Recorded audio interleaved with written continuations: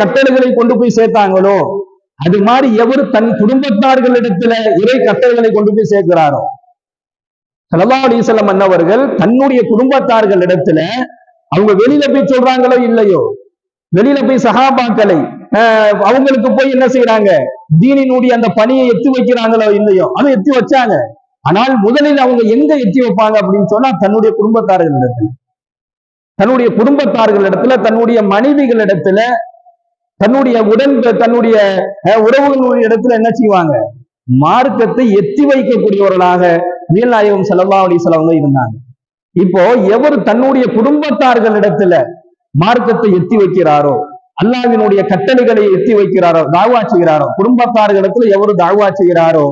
அவரை நாளை மறுமை நாளையில மனிதர்களை எல்லாம் அல்லாஹ் ஒன்று சேர்க்கக்கூடிய அந்த நாளையில சிறந்த கூட்டத்தார்களாக அல்லாஹ் நேசிக்கக்கூடிய கூட்டத்தோடு என்ன